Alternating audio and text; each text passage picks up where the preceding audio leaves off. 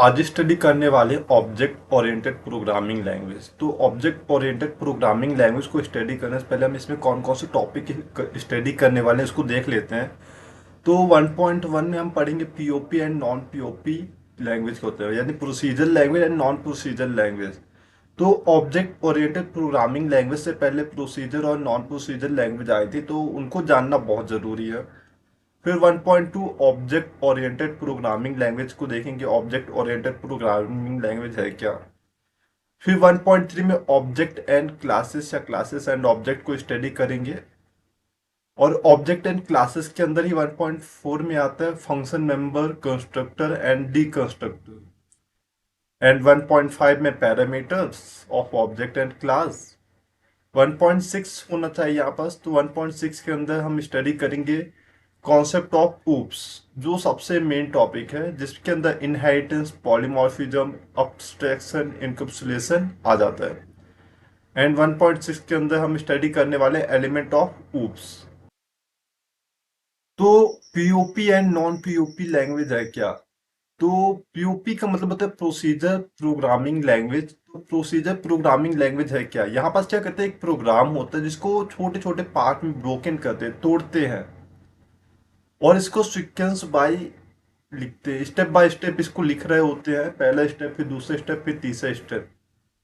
जैसे मैथ में एक नियम है, पहले जोड़ो, घटाओ, गुणा करो एंड भाग करो।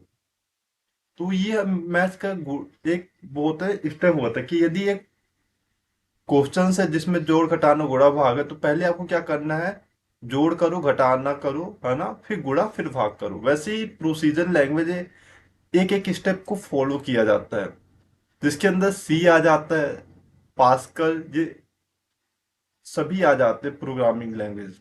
उस टाइम पे बने थे, तो ये प्रोग्रामिंग लैंग्वेज इंक थे। फिर इसके बाद एक कमी आई कि हम जो अचीवमेंट करना चाहते, कुछ ऐसे एप्लीकेशंस बनाना चाहते हैं जो प्रोसीजर लैंग्वेज पे ये संभव नहीं था।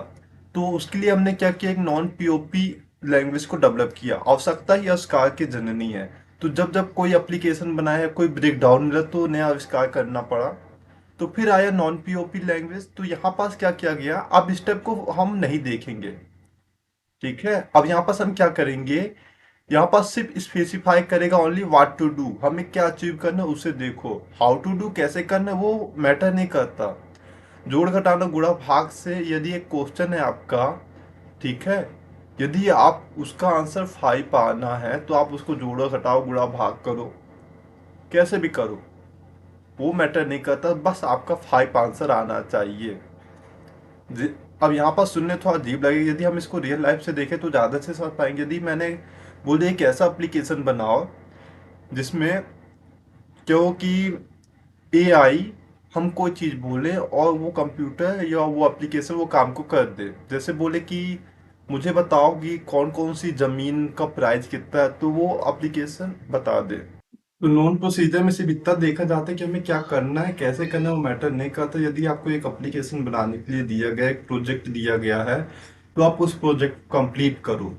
आप कैसे करते हो वो मैटर नहीं करता है। आपको यदि वेबसाइट बनाने को दी गई है, ई कॉमर्स, तो आप ई कॉमर्स वेबसाइट बनाओ। आप चाहे उसको सी का उपयोग करके बनाओ, जावा का बनाओ, चाहे पाइथन का उपयोग करके बनाओ। तो ये होता है नॉन प्रोसीजर लैंग्वेज।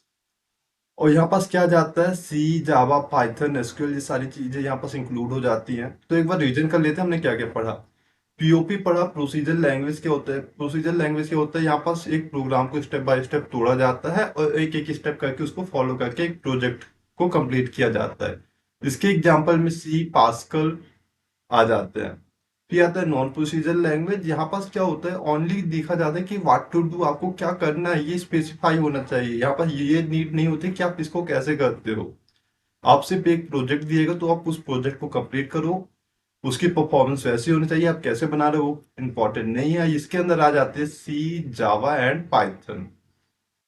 अब देखते हैं डिफरेंस पीओपी और नॉन पीओपी में क्या डिफरेंस होता है, मेजर क्या डिफरेंस है पीओपी और नॉन पीओपी में, जिससे हमें पता चलेगा कि नॉन पीओपी को बनाने की आवश्यकता ही क्यों पड़ी। तो पीओपी प्रोसीजर लैंग्वेज में क्या होता है, कि step by step program complete किया जाता है, सीक्वेंस ऑफ इंस्ट्रक्शन रहता है। सी, पास्कल, ये सारे इसके एग्जांपल्स है प्रोग्रामिंग लैंग्वेज। नॉन पीओपी में क्या करते हैं, व्हाट टू डू को केवल स्पेसिफाई किया जाता है, यहाँ पास नीड नहीं होती कि हाउ टू डू आप इसको कैसे कर रहे हो, इसके अंदर एसक्यूएल, सी, जावा, पाइथन आ जाते हैं।